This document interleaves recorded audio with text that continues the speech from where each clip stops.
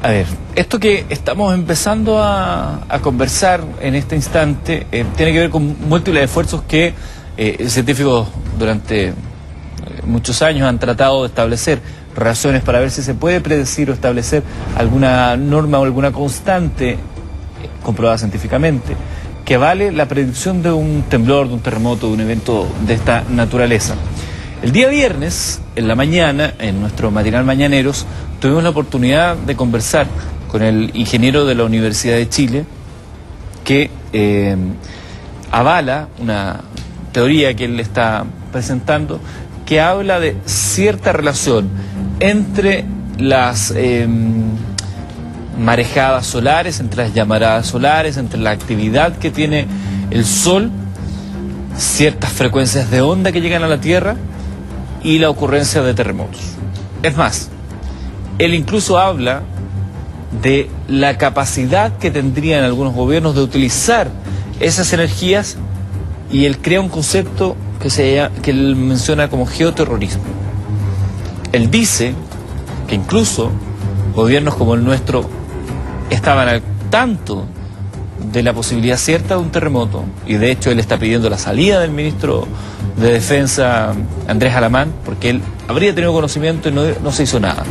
¿Qué dijo el ingeniero Gaete el día viernes en Mentiras en Mañaneros? Está aquí a continuación en el siguiente resumen.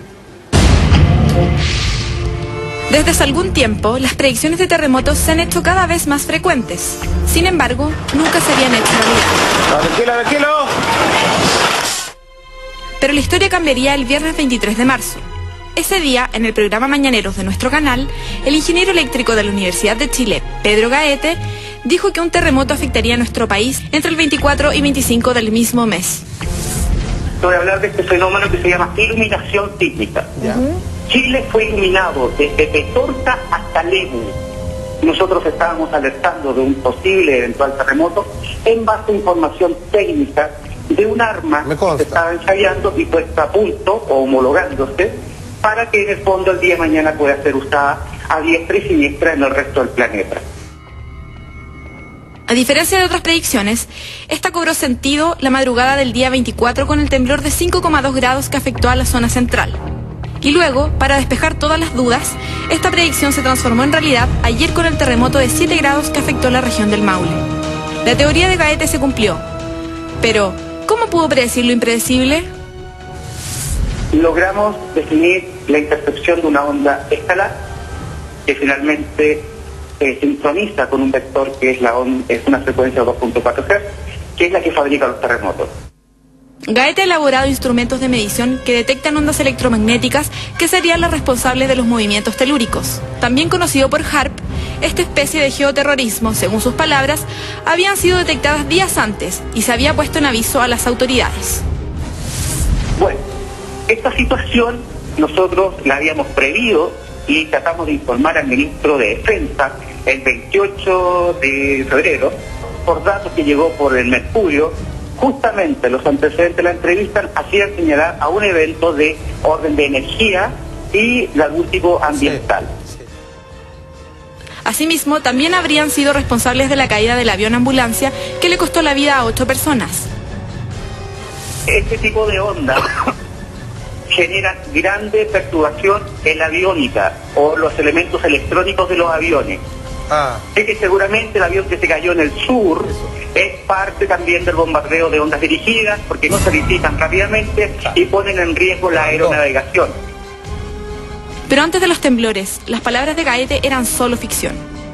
Esto ha abierto el debate sobre la posible predicción de movimientos telúricos y si son causados solamente por la naturaleza. ¿Tendrá el hombre dominio sobre estos fenómenos?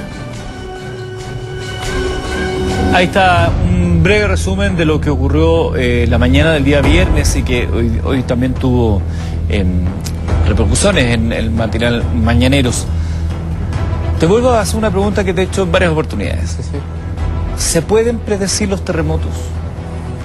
Hasta hoy día no existe ningún método comprobado que sea infalible, que nunca falle y que con propiedad te pueda decir día, hora, magnitud del terremoto que viene.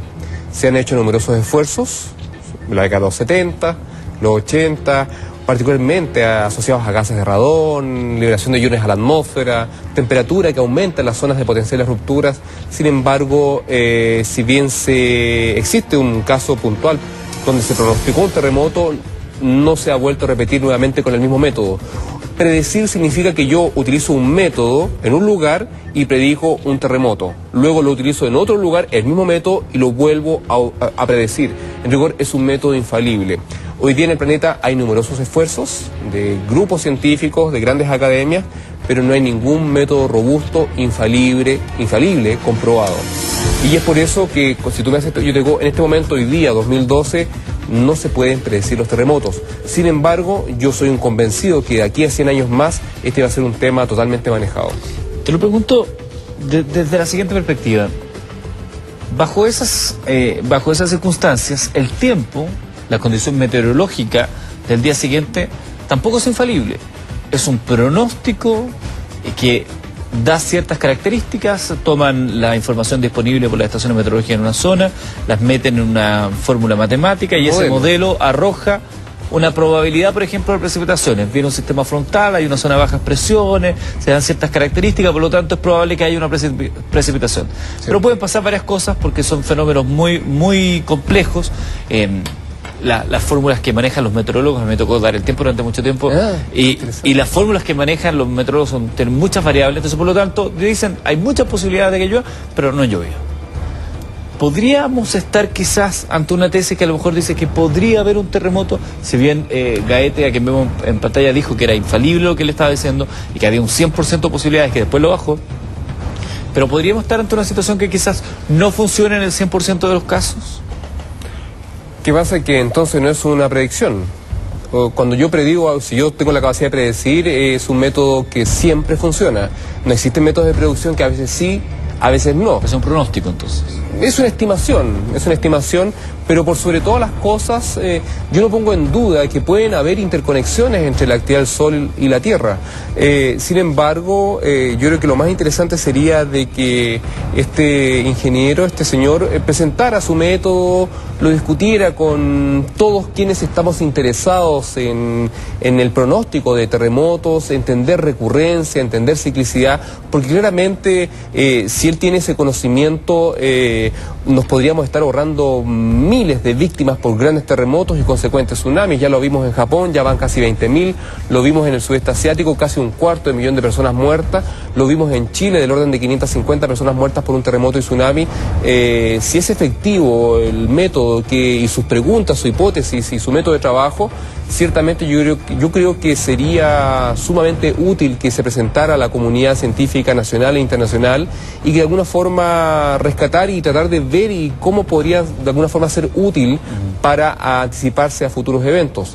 Porque actualmente así funciona la ciencia.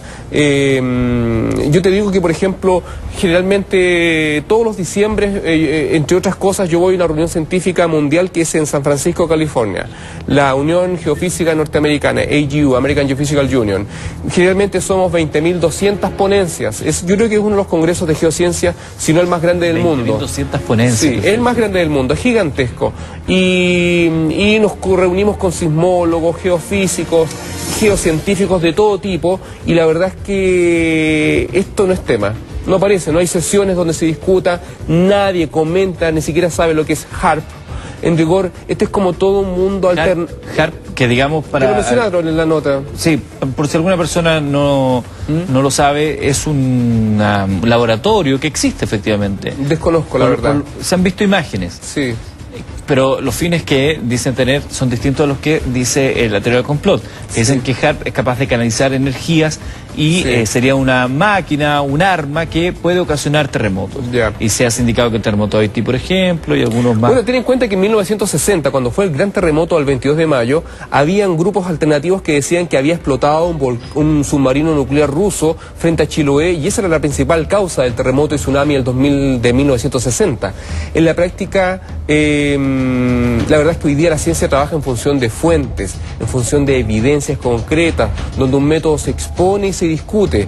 Y de alguna forma, de esa forma se va haciendo robusto y va participando de un paradigma científico que produce una revolución en el borde y va creciendo el conocimiento y así avanzamos como planeta, como país. Es la forma.